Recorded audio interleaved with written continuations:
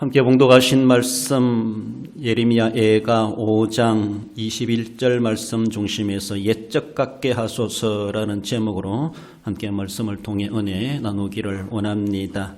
한편에서는 성탄절이 있는 이 12월을 살아가면서 성탄절 앞두고 4주 정도를 강림절이다. 우리 교단은 그렇게 강조하지 않고 있지만 교단 종교적인 기독교적인 그런 문화로 바라볼 때 그렇게 강림절이다. 그렇게 강조하는 교단들도 있기도 합니다.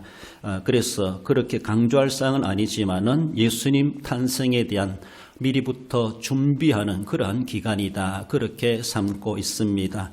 어쩌면 그래서 각 교회들마다 지역마다 한 달 전부터 추리 장식을 한다거나 주님 오심에 대해서 외적인 표현으로 세상 사람들에게도 그 소식을 시각적인 모습, 청각적인 모습에서 알려주는 본격적인 어쩌면 성탄의 절기가 시작되었다라는 것으로 우리 그 의미를 살려가면 좋겠다 싶습니다.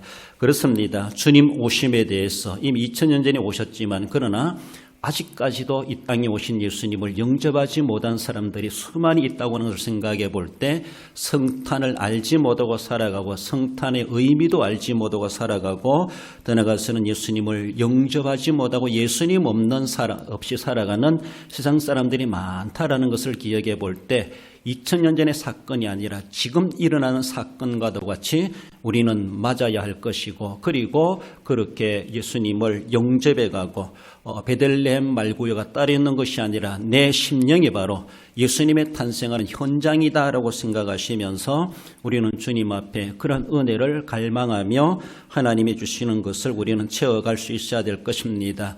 예수님께서 왜 이 땅에 초림, 왜 오셔야만 했겠는가라는 것에 대해서 2000년 전에 오셨지만 아직까지도 그것이 성사되지 않고 살아가는 개인적으로 적용되지 않고 살아가는 사람들이 수없이 많다는 것을 생각해 볼 때 교회가 해야 될 일이 참 많다. 아직도 넓고 넓다. 그리고 그것을 전해줘야 될 대상자들도 수없이 많다라고 하는 것을 우리가 생각해 볼 수가 있습니다. 우리가 성탄일을 앞두고 맞이해 가면서 정말로 옛적 같게 하옵소서. 여러 가지 어려운 시대를 우리가 살아가면서 하나님 앞에 지난 날과 같이 그 은혜로운 시대를 다시 회복해 주시옵소서. 그런 간구에 가는 우리 성탄의 소망을 가질 수 있으면 좋겠다 싶습니다.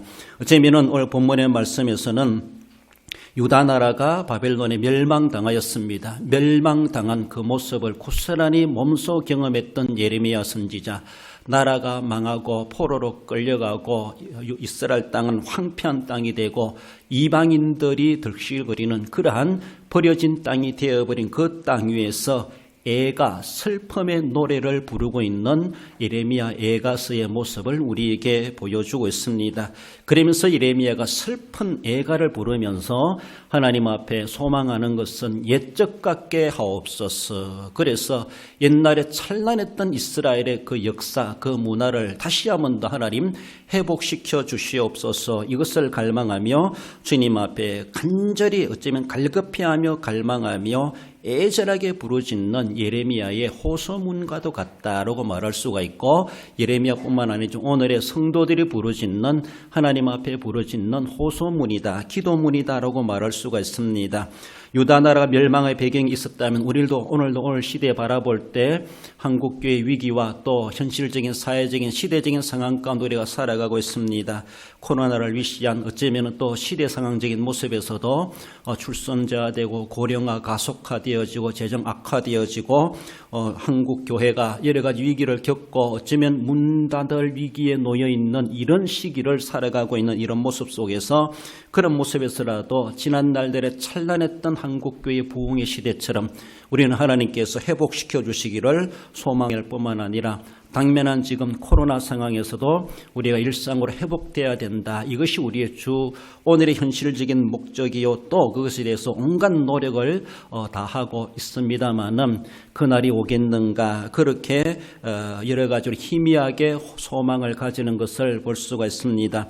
우리가 성탄을 통해서 하나님 우리에게 정말로 예수님을 보내신 것은 우리의 문제를 해결해 주시기 위해서 보내셨던 것처럼 죄의 문제뿐만 아니라 생활적인 문제도 하나님이 해결해 주셔서 정말로 옛적 같게 회복해 주옵소서. 이것이 우리의 기도 제목이 되어야 될 것이고 하나님 앞에 갈망하는 그런 자세가 되면서 성탄을 맞이하면 좋겠다 싶습니다. 주님 강림으로 주어지는 우리에게 주시는 은혜, 내가 너희들에게 은혜를 베푸고 싶은데 어떤 은혜, 어떤 소망이 있느냐라고 물으신다라면은 우리 오늘 본문의 말씀처럼 옛적 같게 하옵소서. 이것이 우리의 또한 기도 제목이요 주님 앞에 아뢰할 수 있는 소원이 아니겠는가라고 말할 수 있습니다. 본문으로 돌아와서 옛적 같게 하옵소서. 무엇이 회복되길 원하는가? 한마디로 회복을 갈망하는데 본문의 말씀이 여호와의 우리를 주께로 돌이키소서. 이 돌이킨다 말은 슈브란 그런 히브리 단어를 사용하고 있는데 돌아오다, 돌아가다, 회복하다 이런 단어를 의미로 말해주고 있습니다. 돌이킨다란 이 말은 회복이란 말입니다. 그렇습니다. 그래서 예레미야가 하나님이여 회복해 주시옵소서. 어쩌면 유다 나라는 이미 그들의 죄값으로 하나님의 심판을 당하였습니다.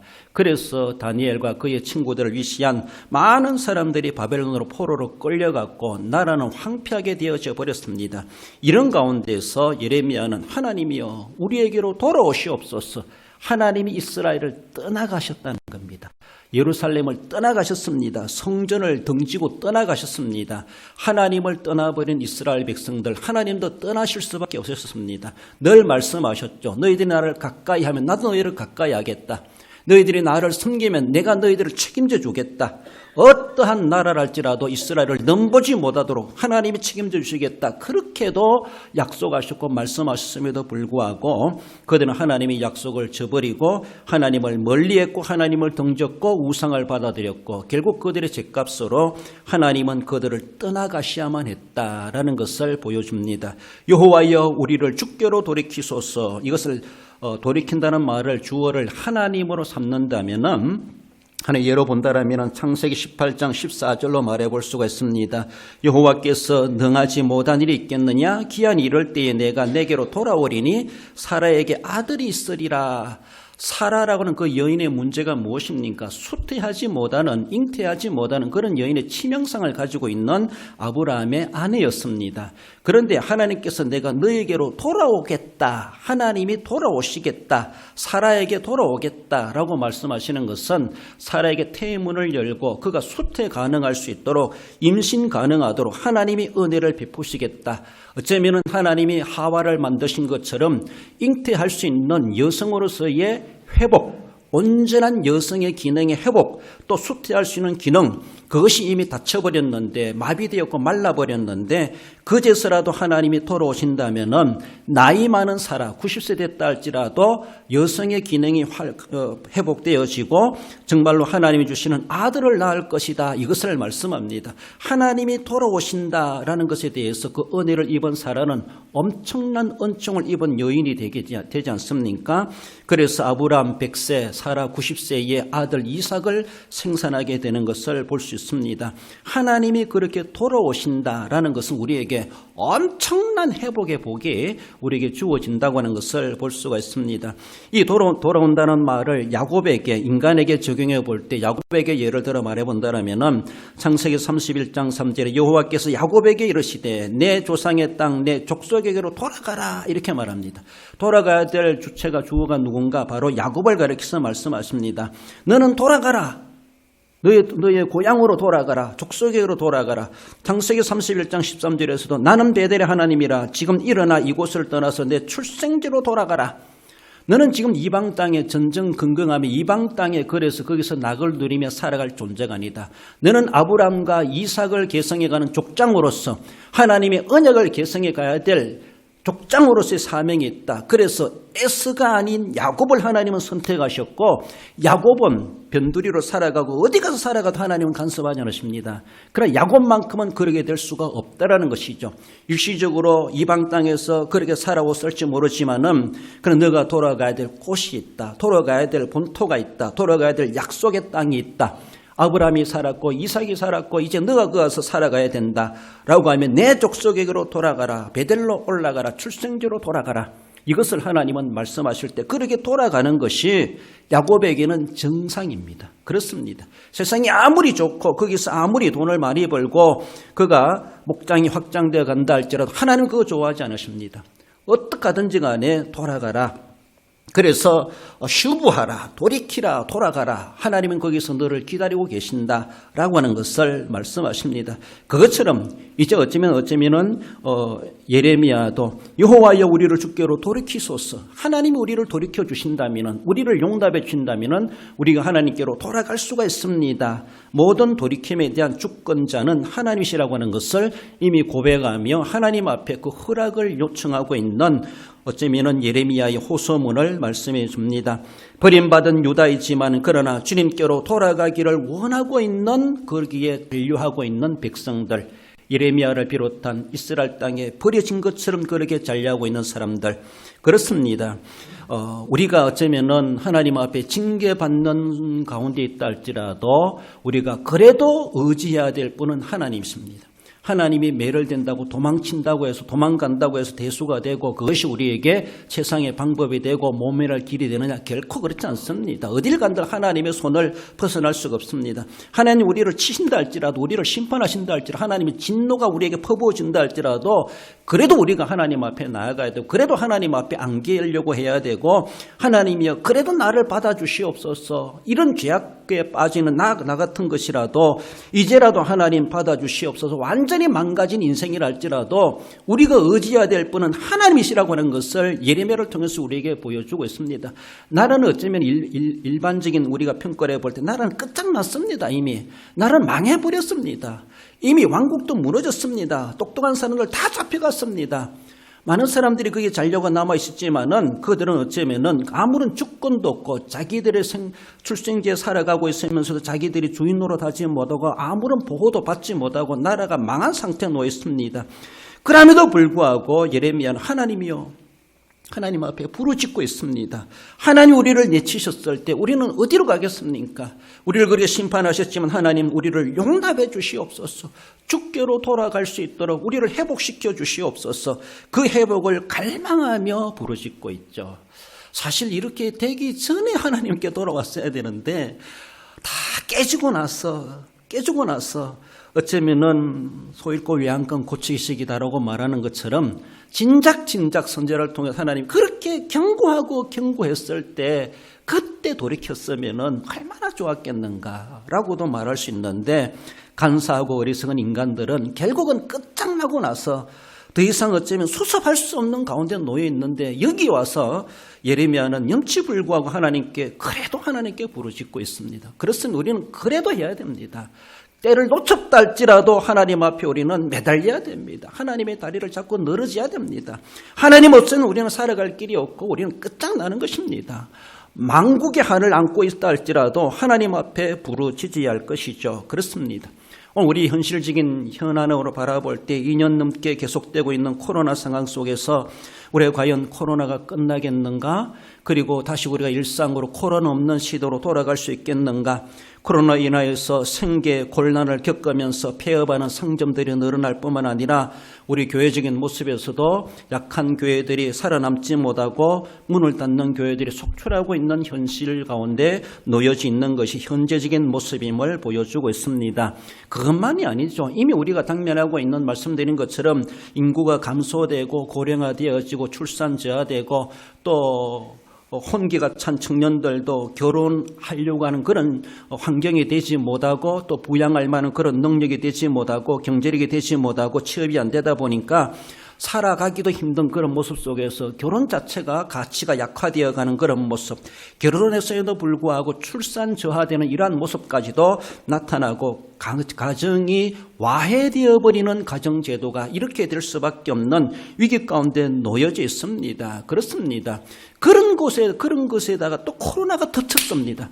그러니까 겹겹이 쌓여있는 문제를 우리는 안고 살아가고 있고, 정말로 전후시대와 다를 바가 없는, 전쟁이 끝난 폐허된 나라와 다를 바가 없는 그런 모습 속에서 우리가 이런 가운데, 위기 가운데 살아가고 있다는 것을 우리는 직면하고 있습니다. 그러면서 우리는 지금 예레미야가 나라가 망한 그 잿더미에서 부르짖는 그만큼 심각성은 아닌 것 같이 보인다 할지라도 우리가 결국은 하나님 앞에 부르짖어야 된다는 것이 하나님이요 회복시켜 주옵소서.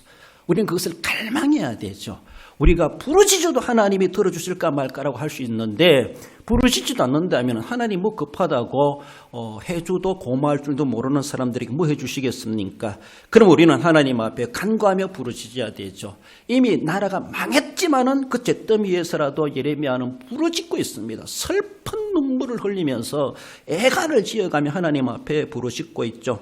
우리가 내다보는 것은 위드 코로나와 이제는 독감같이 함께 갈 수밖에 없다 그러면서 일상적인 삶의 하나로 받아들이는 위드 코로나를 주장하기도 하고 퍼스트 코로나는 이제 끝났다라고 코로나 종식을 선언하려고 하는 이런 가운데서도 장로님 기도하신 것처럼 오미크론이라는 또 변이 바이러스가 발생해가지고 이것이 과연 우리를 또 어떻게 흔들어 놓을지 이것이 불안이 될지 어떤 이들은 이것이 하나님이 주시는 성탄 선물이 아니겠는가 긍정적으로 보기도 한다는 것이죠. 오미크론으로 인해서 정말로 이 코로나가 이제는 끝나는 것은 아닌가 이렇게도 긍정적으로 내다보는 그런 시안도 있다라고 말하기도 합니다. 어떻게 될지 모릅니다. 오미크론만이겠습니까? 그 뒤에 어떤 또 다른 것들이 오메가라는 것이 나올지도 모르죠. 그러니까 우리가 살아가는 가운데 아직도 안심할 수 없는 위드 코로나이든 퍼스트 코로나이든 어떤 상황 가운데 있다 할지라도 우리가 하나님 앞에 부르짖어야 되는 것은 우리가 해야 될 사명이요 책임이요 의무라고 말할 수가 있습니다. 그러므로 하나님 우리가 지극히 살아가기 힘든 시대를 살아가고 있습니다. 하나님 우리에게로 돌이켜 주옵소서. 우리가 하나님께로 돌아가겠나이다. 이제서라도 깨어지고 망가졌다 할지라도 이제서라도 우리가 하나님을 인정할 수밖에 없고 하나님께 돌아갈 수밖에 없습니다. 라는 것이죠. 그렇습니다. 유다 나라가 패전하여 망국의 한을 가지고 회복을 갈망하는 예레미야를 위시한 그 당대에 남아있는 사람들인 것처럼 바벨론으로 끌려간 사람들은 거기서도 또 하나님 앞에 부르짖고 있습니다. 하나님 우리가 이국 물려 끌려왔습니다. 어쩌면 다니엘도 그러고 에스겔도 그러고 거기에 있는 하나님의 사람들이 얼마나 부르짖고 있습니까? 우리를 다시 돌아가게 해주옵소서. 본국으로 돌아가게 해달라고 하나님 앞에 회개하지 않습니까? 그런 모습 속에서 회복을 갈망하는 것 하나님께서 이 땅에 우리의 문제를 해결해 주시기 위해서 예수님을 보내신 것처럼 우리가 현실적으로 당면한 이 문제를 하나님께서 성탄의 선물로 우리에게 주신다면 얼마나 좋겠는가. 하나님이여 이번 성탄을 통해서 우리에게 진정으로 회복의 은혜를 우리에게 은총으로 주시옵소서. 하나님의 은총 우리는 갈망할 수 있어야 할 것입니다. 그렇습니다. 우리가 그 열망하는 가운데 예수 그리스도의 오신 날을 우리는 생각하며 그 날을 통해서 우리의 안팎으로 그리고 영육으로 하나님이 회복해야 될 것을 회복해 주시기를 우리는 갈망하며 우리는 주님 오심에 대해서 우리는 기꺼이 오직 예수님만이 오직 하나님만이 이 문제를 해결하실 수 있는 진정한 대안이 된다는 것을 우리는 생각하며 주님 우리에게 오시옵소서. 우리에게 돌이켜 주시옵소서. 우리에게 오시옵소서. 우리를 용납해 주시옵소서. 그래서 옛적 같게 회복시켜 주시옵소서. 우리의 갈망하는 기도의 소망이 되어야 할 것입니다. 나아가서 옛적 같게 해달라는 그 무엇을 말씀하고 있습니까? 사제의 은총을 갈망하고 있습니다. 그리하시면 우리가 주께로 돌아가겠사오니 유다는 망했지만은 하나님은 여전히 존재하시는 하나님이십니다. 그렇습니다. 하나님이 아직도 언약의 백성을 위한 하나님의 주권적인 목적은 취소되지 않습니다. 하나님이 유다 나라를 사실은 바벨론에 멸망당하게 하고 이국 멀리 그렇게 끌려가서 고생하게 만드십니다. 그럼 하나님은 그들을 그렇게 이방 나라에 팔아버리시듯이 노예로 팔려가듯이 그렇게 하나님은 남몰하고 그들을 망하도록 만드셨습니다. 그렇게 그들의 죄값이죠. 그렇습니다. 그러함에도 불구하고 하나님의 약속이 뭔가 하면은 내가 너희들을 향한 그 약속은 내가 아직 유효하다 이것입니다. 그렇습니다. 그러면서 예레미야를 통해서 하나님 소망 주시는 것은 70년이 차야 하리라. 70년 후가 되면 다시 돌아오게 하겠다라고 하는 것을 말씀하죠. 그렇습니다. 끌려갔다가 70년까지 살지 못하고 거기에서 이국 멀리에서 생을 마감한 사람들도 수없이 많겠지만은 또 이방 땅에서 태어나서 2세들이 돌아온 사람들 많겠지만은 하나님은 그들에게 그래도 소망을 주셨습니다. 그것은 하나님이 아브라함과 이삭과 야곱 이들을 통해서 다윗을 통해서 하나님이 언약하신 것은 그 언약은 나라가 망해도 하나님의 언약은 망하지 않았다는 것이죠.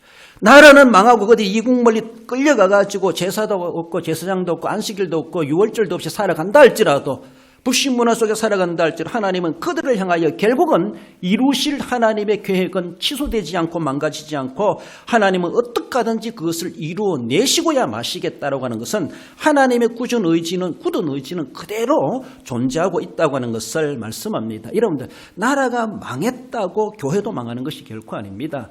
교회당이 다 무너지고 성경이 불태워진다고 해서 하나님의 신앙, 하나님의 여호와 하나님이 사라지는 것이 결코 아니고 예수님의 십자가의 구속의 능력이 망가지는 것이 결코 아닙니다. 그렇습니다.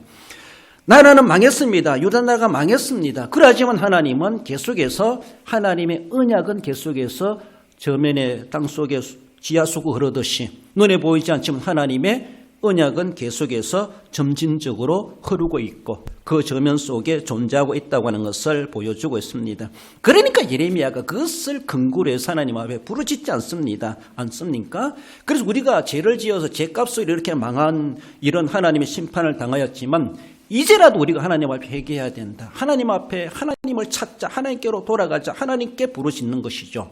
왜? 하나님 아직도 언약에 대한 하나님의 거룩한 미련을 가지고 계시고 그 백성들을 통해서 하나님이 이루시고자 하시는 그 약속만큼은 변하지 않기 때문에 하나님 그 약속의 촛대를 유대인들 안 되겠다. 놔두고 내가 애굽 민족을 통해 하겠다. 하나님 그렇게 하실 수도 있겠지만 안 그러신다는 것이죠. 아브라함과 이삭과 야곱에게 약속하셨습니다. 그렇습니다. 아브라함과 이삭과 야곱이 살아있다면 야곱하고 흥정해서라도 야 너희들하고 내가 약속했는데 도저히 안 되겠다. 그러니까 좀 바꾸자. 네 민족 후손들 안 되겠다 하겠지만은 아브라함과 이삭 야곱은 죽었습니다. 어떻게 하겠습니까? 그러니까 하나님께서는 이미 그 약속하신 것이 유효합니다. 그 후손들이 이렇게 죄를 지어가지고 하나님 앞에 심판받는 자리에 놓였다 할지라도 하나님의 약속은 여전히 건재하다는 것이죠. 그런 모습 속에서 이제라도 우리가 하나님 앞에 두 손 들고 천부여지없어서 회개하고 나아가면은 하나님 그 언약 때문에서라도 우리를 받아주실 수밖에 없다. 그러니까 하나님은 우리에게 회개를 기다리시고 어쩌면 예레미야는 지극히 그걸 잘 알고 있었던 선지자가 아니었겠는가. 그러면서 하나님 앞에 그렇게 사죄의 은총을 갈망하며 눈물로 회개하며 통에 잡아가는 그런 자세의 모습을 보여주고 있습니다. 하나님과의 화해는 회개를 통해서 사죄의 은총이 이루어진다 이렇게 말할 수 있습니다. 용서의 주권자 하나님이시죠. 이런 우리가 죄를 짓고 내가 회개하면 다 용서받았지 아닙니다. 우리가 회개한다고 용서됩니까? 아닙니다. 내가 회개하지만 그 회개를 받으시고 안 받으시고는 하나님 마음입니다. 이게 하나님이 주권자시라는 겁니다. 죄 지놓고 회개하면 되지 이게 아니라는 것이죠. 애시당초 죄를 안 지어야 되지만 그러나 죄 지을 수밖에 없는 우리들입니다. 그러나 죄 지었을 때는 그 죄를 지고 하나님 앞에 용서해 달라고 간절히 회개해야 되죠.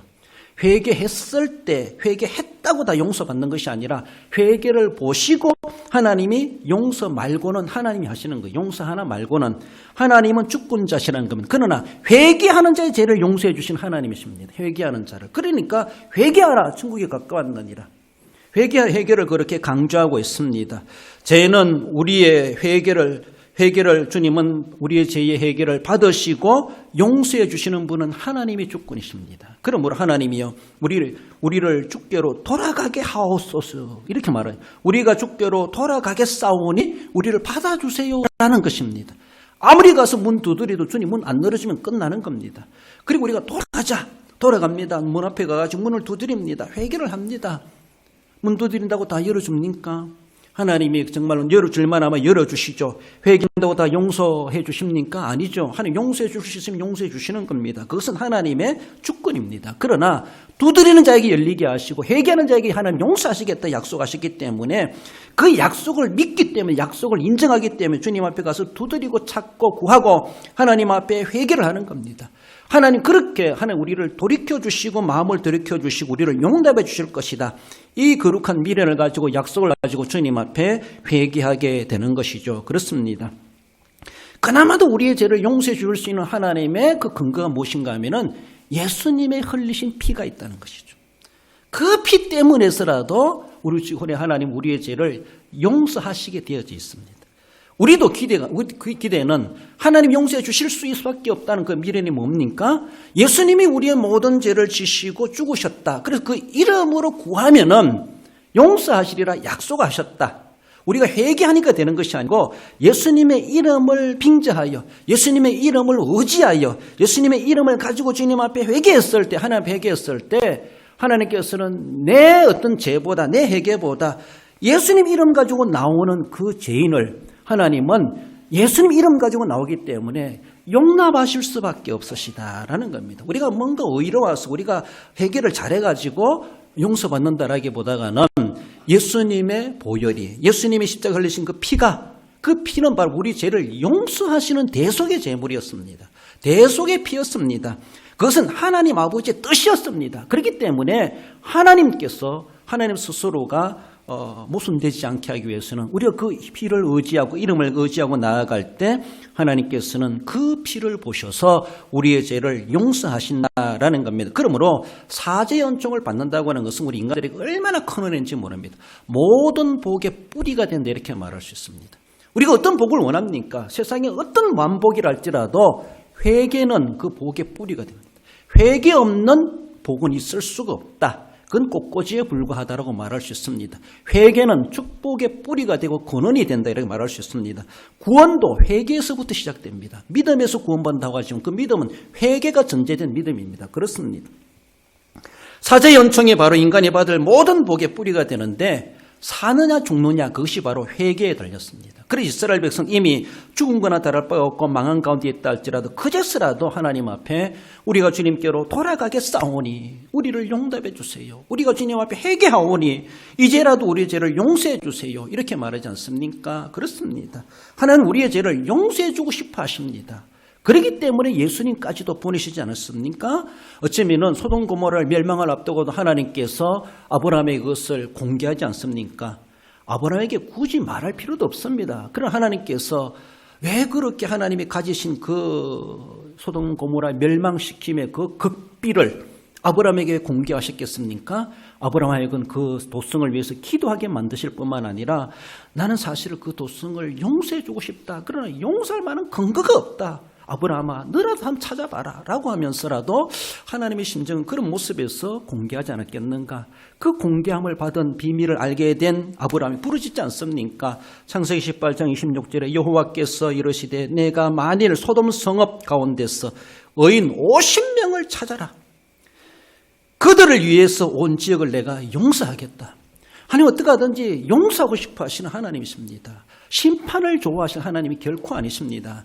그러니까 아브라함에게 넌지시 비밀을 공개해 주십니다. 어쩌면은 아브라함이 그래서 하나님 50명 찾으면 용서하실 수 있습니까? 그래 50명이라 찾아봐라. 50명도 안 돼요. 없어요. 45명도 안 돼요. 40명도 안 돼요. 30명도 안 돼요. 20명도 안 돼요. 나중에 10명까지 내려갑니다. 10명까지 가도 10명도 없어. 결국은 아브라함도 하나님 나도 어쩔 수 없습니다. 정말 하나님 심판하실 수밖에 없으시네요 라고 할 만큼 결국 소돔과 고모라가 하늘에 불이 내려서 불타지 않습니까? 하나님 그렇게 용서하고 싶은데 용서할 만한 근거가 없는 거예요. 회개하는 자 10명도 없다는 것이죠. 그런 모습 속에서 하나님은 회개를 촉구하고 그래서 50명 안 되면 10명까지 내려가면서라도 하나님은 그렇게 회개를 기다리셨지만은 그러나 의인 회개하는 자가 없었다라는 겁니다. 진정한 옛적 같이 회복되는 것. 코로나가 종식되고 우리의 오늘의 시대의 문제상들이 해결되어지고 개인의 문제가 해결되는 것은 그 은혜의 시작은 회개의 뿌리에서부터 시작된다. 라는 것을 우리에게 분명히 보여주고 있고 하나님은 그것을 우리에게 주시고 싶어 하심에도 불구하고 그렇게 되어 있지 않는 인간 세상을 바라보시면서 하나님은 진노하실 수밖에 없으시다라는 것을 말씀합니다. 유다는 그들의 죄값으로 정말로 멸망당하였지만은 그 죄더미에서 예레미야는 하나님 앞에 죄를 회개하며 내 죄뿐만 아니라 조상의 죄, 우리 후손의 죄, 정말 우리 민족의 죄 품에 안고 하나님 앞에 사죄 연청을 갈망하며 부르짖고 있다라는 겁니다. 우리는 구원의 주님으로 오신 예수 그리스도 정말 구속의 피를 흘려주신 예수님의 그 공로를 의지하며 하나님이여 우리의 문제를 해결해 주시기 위해 예수님을 이 땅에 탄생케 하신 것처럼 하나님 이 위기를 통해서 우리 민족의 죄를 우리 국가의 죄를 하나님을 업신여기며 하나님을 하나님에게 섬기지 못하고 믿으면서도 교만스럽게 믿어왔던 우리의 모든 죄를 용서해 달라고 성탄을 맞이하기 전에 우리가 먼저 회개부터 해야 되지 않겠는가. 그 회개 가운데 성탄의 은총이 하나님 어떤 선물로 우리에게 예비해 두고 계실지 우리가 소망하는 바대로 정말로 사제의 은총을 통해서 옛적 같게 회복해 하시는 하나님의 복이 그 길을 통해서 이루어질 수 있다는 사실 우리는 소망하며 교회적이든 국가적이든 개인적이든 하나님 앞에 회개하고 사제의 은총을 갈망하며 하나님 앞에 우리는 옛적 같게 회복해 달라고 간구할 수 있어야 할 것입니다. 마지막으로 옛적 같게 해달라고 하는 것은 큰 비전을 갈망하는 것을 말씀합니다. 우리의 날들을 다시 새롭게 하사 옛적 같게 하옵소서. 새롭게 해달라고 하면서 새롭게 되는 것이 옛적 같게 해달라 이렇게 말합니다. 지나간 것이 그렇게 새로운 건가요? 지나간 옛날만큼도 지금은 못 되다 이런 모습이죠. 그렇죠? 옛날만큼도 안 된다는 것이죠. 세상은 발전하고 과학은 문명은 발전하는 왜 옛날만큼 못 됩니까? 도리 옛날의 것이 도리어 더 구닥다리가 아니라 더 그것이 새 것인 것처럼 옛날이 그립다. 옛날처럼 돼야 된다. 도리 우리는 세상이 거꾸로 돌아가는 것처럼 문화는 돌고 돈다고 하는데 그래서 그런지 모르지만은 새롭게 해달라 하면서도 옛날같이 해달라고 그렇게 하면 옛날같이. 그러니까 오늘의 현실은 아무리 시대가 발전하고 좋은 시대 살아간다 할지라도 옛날만큼도 못되다 이렇게 비교할 수가 있는 것이죠. 예레미야가 생각해 볼 때 옛날이 어떤 옛날 같겠습니까? 나라가 망하기 직전이겠습니까? 그것도 아니겠죠. 그때 유다 나라는 얼마나 어지럽습니까? 다윗 시대, 다윗의 왕국처럼 그렇게 하나님 그 나라처럼 다윗 시대처럼 그런 나라, 솔로몬 시대처럼 그런 우리나라 만들어 달라고 예상할 수도 있습니다. 그렇지 않습니까? 이스라엘 역사 가운데 다윗과 솔로몬 시대만큼 왕성한 시대가 어느 시대였겠습니까? 전부 훈무한 시대가 바로 다윗과 솔로몬 시대라고 말할 수가 있죠. 사무엘 선지자라고 시대라고 말할 수 있습니까? 모세 시대라고 말할 수 있겠습니까? 얼마나 찬란하고 얼마나 여호와 하나님을 절대로 섬겼던 그 아름다운 시대. 그들은 그런 역사를 가지고 있습니다. 정말로 그것을 생각해 볼 때 옛적 같게 해달라고 모델로 내세울 만큼 그렇게 옛날에 그런 찬란했던 이스라엘의 역사의 문화 그런 것들을 우리는 내다볼 수가 있습니다. 우리 교회적인 모습에도 마찬가지죠. 예루살렘으로 돌아가자. 초대의 교회로 돌아가자. 이렇게 말하죠. 그 시대처럼 오순절 성령이 임하시고 성령의 시대처럼 하나님 놀라운 기적과 능력이 나타나고 병자를 고치고 정말로 우리가 복음을 전했을 때 3,000명, 5,000명이 회개하고 세례받고 교회가 부흥되는 그런 시대. 초대 예루살렘 교회. 그 옛날처럼 되면 좋겠다. 이것이 또 우리 하나의 슬로건이었었고 우리가 소망했던 기도 제목이기도 했다라고 말할 수가 있습니다. 한국교회를 바라본다 할지라도 70년대, 80년대 그렇게 부흥했던 것. 정말 십자가만 세우면은 저절로 부흥된다 할 만큼 그런 시대였던 것처럼 한국교회가 그런 시대가 다시 오겠나. 100년의 역사 가운데 한국교회 그런 시대가 다시 오겠나. 그런 시대가 또 오면 얼마나 좋겠습니까?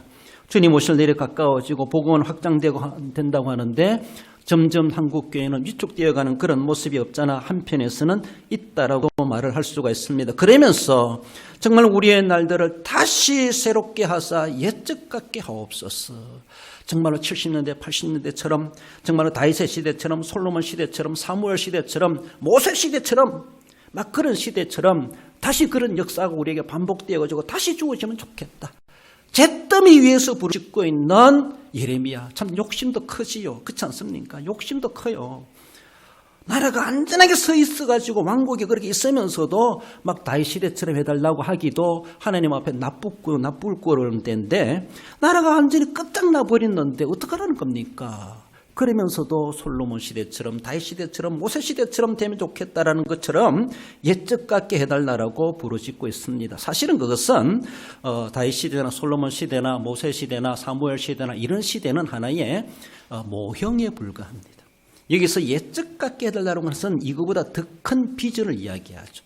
옛날로 다시 돌아가라는 것이 돌아가는 그릇이 아니라 이것은 정말 예수 그리스도로 이루실 하나님의 나라, 메시아의 왕국 이것을 예언적으로 보여주고 있다는 것입니다. 하나님이 꿈꾸시는 그 나라가 있습니다. 그것을 위해서 이 땅에 예수님을 보내셨고 그것을 위해서 이 땅에 교회를 세우셨고 그것을 위해서 너희들은 땅 끝까지 가서 복음을 전하라고 말씀하고 있습니다. 하나님이 이루시고 싶은 그 꿈이 있습니다. 하나님의 나라라고 말할 수가 있죠. 그렇습니다. 이것이 바로 새롭게 하사 옛적 같게 하옵소서. 다윗 시대, 솔로몬 시대, 모세 시대, 사무엘 시대 그건 하나의 모형입니다. 그때도 그렇게 찬란했던 시대였지만 그것이 다가 아니라는 것이죠. 그런 만큼만이 아니라는 것이죠. 그거보다 더 큰 것을 내다보는 비전. 우리 하나님 앞에 간구하는 것도 그저 코로나 끝나는 것으로 끝나는 것이 아니지 않습니까? 끝나가지고 뭐 할 건데, 끝나가지고 하나님 앞에 더 영광이 될 만한 이유가 있나요? 도리어 이러니까 기도하게 되고 몸살하게 되고 예배 귀한 줄 알게 되고 한번 예배 올라오는 것도 그렇게 소중한 줄 알게 되는데, 일상적인 삶으로 돌아갔을 때 또 뭐 언제든지 교회 갈 수 있고 기도할 수 있고 모일 수 있고 할 수 있는데 뭐 오늘 아니면 다음에 하지 뭐 얼마나 우리가 태평성하게 믿어봤습니까? 그것이 하나님이 원하시는 예적이겠습니까? 만약에 코로나 없어지게 한다면 어떻게 할 건데 하나님 부르시는 뭐라고 말씀하시겠습니까? 3년 전으로 그만큼 하겠습니다. 하나님 만족하지 않으실 겁니다. 그렇습니다. 그보다도 10배 해라. 그러면 내가 코로나 없애줄게. 그러면 10배 할 수 있겠습니까? 하나님께서 우리에게 주시는 것은 그것만이 아니죠. 하나님의 나라가 땅끝까지 확장되어지고 주님 재림을 앞당기게 만드는 그것이 하나님의 이상적으로 우리에게 제시하신 모델이라는 것을 우리는 생각해야 됩니다. 이사야 16장 5절에 보면 다윗의 장막에 인자함으로 왕위가 굳게 설 것이요 그 위에 앉을 자는 충실함으로 판결하며 정의를 구하며 공의를 신속히 행하리라. 이사야 선지자, 예수님 오시기 전에 750년 전의 선지자입니다.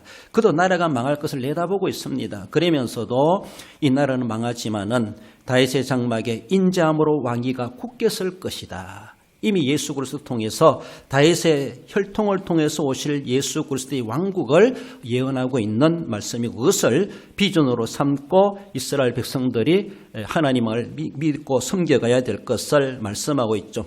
우리가 회복을 갈망하고 사지 은총을 갈망하는 것은 장차 이루어질 하나님의 나라의 완성입니다. 그래서 전하님 기도하신 것처럼 해에다 예배당도 세우고 복음을 전하고 선교사들을 보내고 후원하고 기도하고 우리가 못 가면 보내는 선교사의 역할들을 신실히 감당해가고 땅끝까지 복음이 전거되도록 해가는 것, 다윗의 장막을 넓혀가야 되고 하나님의 왕국을 넓혀가야 되고 완성되도록 해가는 것. 그래서 교회는 부흥되고 성장해야 되고 그래서 선교하고 전도하고 구제하고 한 영혼 우리가 전도 대상자 삼고 주님께로 인도해 가야 될 막중한 책임, 이것을 우리가 해가면서 하나님이 주시고자 하신 큰 비전에 대한 우리가 갈증을 느끼고 갈망을 하고 예적 같게 하옵소서. 하나님의 꿈이 이 땅에 우리 교회를 통해서 우리 한국교회를 통해서 우리를 통해서 하나님이요 실현해 주시옵소서. 우리가 그렇게 귀중하게 쓰임받는 교회가 되고 내 자신이 되게 해달라고 예적 같게 해달라고 하나님이 원하시는 그 나라가 완성되는 일에 우리의 일조를 감당해 갈 수 있어야 할 것입니다. 마태복음 6장 33절에서도 그런즉 너희는 먼저 그의 나라를 구하라. 그의 나라를 먼저 구하라고 말씀하고 있습니다. 고린도전서 15장 19절에서도 만일 그리스도 안에서 우리가 바라는 것이 다만 이 세상의 삶뿐이면 모든 사람들 가운데 우리가 더 불쌍한 자이리라. 이 세상이 다가 아니라는 겁니다.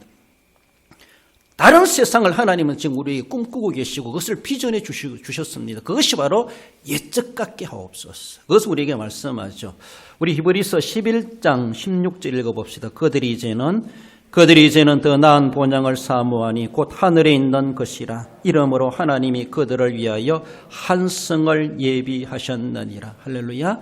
믿음의 조상들은 이 세상 것을 가지고 목표를 삼고 살아간 것이 아니라 더 나은 본향을 사모하는 자니 하늘에 있는 것이라 라고 하며 그것을 하나님이 예비하신 성을 그들은 내다보면서 본향을 향하여 다른 박질에 갔던, 그래서 고난도 환난도 극복해 가며 믿음을 지켜갔던 믿음의 선조들, 그 영웅들을 히브리서 11장에서 나열해 주는 것을 봅니다. 우리도 그 반열에서 그것을 이어가는 후예로서 우리도 정말로 하나님 예비하신 한 성을 내다보면서 하나님의 나라가 이 땅에 완성되기를 소망하면서 우리는 주님 앞에 예적 같게 하옵소서. 오늘의 현실적인 문제들에게 주실 뿐만 아니라 이런 것들이 죄가 틈타지 않는 하나님의 완벽한 나라가 이 땅에 우리를 통해서 교회를 통해서 이루어져 주시기를 원합니다. 소망하며 성탄을 통해서 하나님이 예비하신 그 성탄의 선물을 우리가 받을 수 있는 그런 갈망에 가는 모습이 되어야 합니다. 지상 나라와 교회가 예적같이 정말 회복되고 부강하고 부흥을 넘어서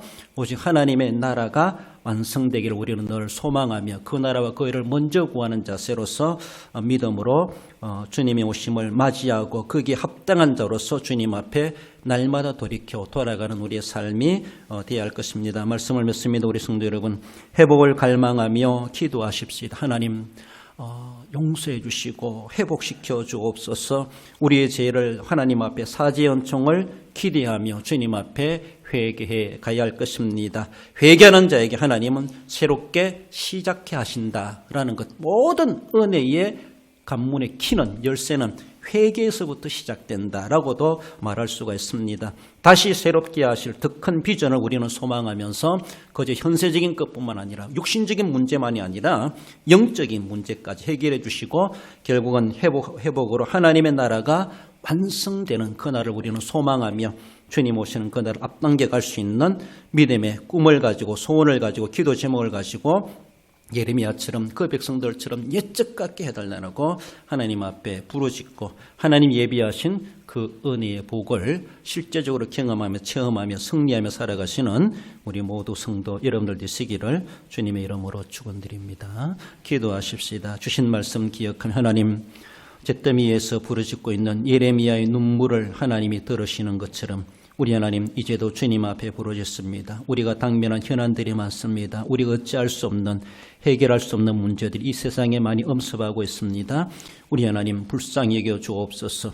우리를 회복시켜 주옵소서. 우리의 죄를 용서해 주시옵소서. 우리가 하나님의 꿈을 내 꿈이 되게 하시고 하나님이여 그래서 옛적 같게 하나님의 귀한 뜻을 받들어 섬기는 그런 나라, 그런 교회, 그런 신령 되게 해달라고 가슴에 손을 모으며 함께 기도하십시다. 거룩하신 우리 하나님 아버지 은혜를 감사드립니다. 유다 나라가 망하여 망국의 하늘 품고 잿더미에서 부르짖고 있는 예레미야 눈물을 기억합니다. 하나님 아버지 그 눈물이 내 눈물이 되게 하시고 그 갈망하며 갈증을 느끼며 애절하게 부르짖는 기도가 내 기도가 되길 원합니다. 한국교회 기도가 되길 원합니다. 우리의 기도가 되길 원합니다. 우리 하나님 앞에 부르짖사오니 불쌍히 여겨 주옵소서. 주님 회복시켜 주시옵소서. 우리의 죄를 용서해 주옵소서. 하나님의 꿈을 가지고 그 비전을 가지고 믿음으로 주님 앞에 헌신해 가게 부족하지 않도록 도와주시기 원하오며 거룩하신 예수님의 이름으로 기도를 올리옵나이다. 고마우신 우리 하나님 은혜를 감사드립니다. 옛적 같게 해달라 간구하고 있는 예레미야의 기도, 그 기도 우리가 주님 앞에 부르짖고 기도하오니 주님 불쌍히 여겨주시고 우리 하나님 회복시켜 주옵소서. 우리의 죄를 용서해 주옵소서. 하나님의 비전이 우리의 비전이 되고 하나님의 꿈이 우리의 꿈이 되고 하나님의 뜻이 우리의 뜻이 되어서 주님과 함께 거룩한 일에 참여해 갈 수 있는 하나님의 사람들, 우리 한국교회와 우리 모든 성도들 되게 해 주옵소서. 몸이 아파 손을 얹어 기도하며 손에서 가슴에 손을 모아 기도하오니 주님 저희들 믿음대로 기도대로 이루어 주시기를 원하오며 거룩하신 예수님의 이름으로 기도드리옵나이다. 아멘.